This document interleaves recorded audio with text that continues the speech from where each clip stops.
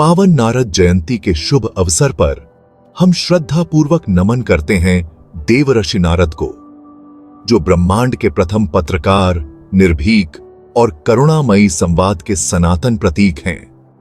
वे न केवल एक दिव्य ऋषि थे, बल्कि सत्य की खोज और सांस्कृतिक निरंतरता के वाहक भी रहे, जिन्होंने भारतीय सभ्यता को सहस्त्राब्दियों तक मार्गदर्शन दिया।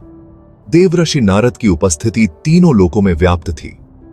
ये सब जहां भी गए, वहां संवाद के माध्यम से आध्यात्मिक और सामाजिक चेतना का संचार हुआ।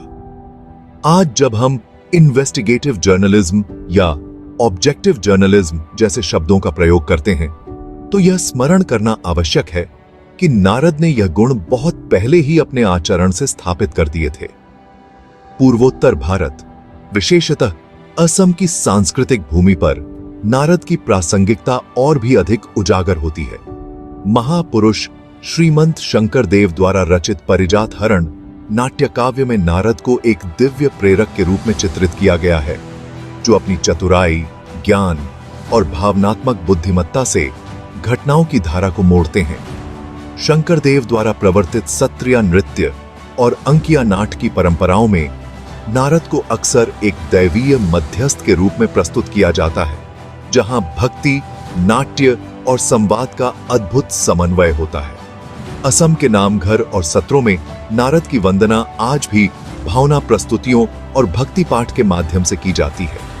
ये स्थलों में उनकी मूर्तिकला, लोक कथाओं और गायन परंपराएं उनकी चिरकालिक उपस्थिति का प्रमाण हैं।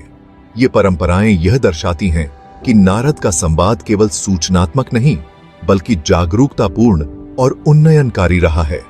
आज जब मीडिया को लोकतंत्र का चौथा स्तंभ कहा जाता है, तब नारद की पत्रकारिता की भावना को पुनः स्मरण करना अत्यंत आवश्यक है। विशेष रूप से पूर्वोत्तर भारत में मीडिया ने केवल सूचना का माध्यम नहीं, बल्कि पहचान, शांति स्थापना और सांस्कृतिक संरक्षण का उपकरण बनकर कार्य किया है।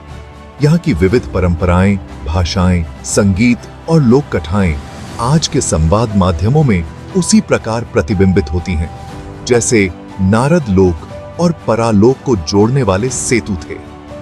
देवर्षि नारद के भक्ति सूत्र हमें सिखाते हैं कि संवाद में भी भक्ति की भांति अनुशासन, न्याय और समष्टिगत कल्याण की भावना होनी चाहिए। उनका संगीत और कथा वाचन हमें यह स्मरण कराते हैं कि सभ्यता के सतत प्रवाह में कहानी ही मूल तत्व है। आज के डिजिटल युग में यदि हम ईमानदारी से लोक साहित्य, जनगीत और भाषाओं का दस्तावेजीकरण करें, तो हम सांस्कृतिक क्षरण को रोक सकते हैं।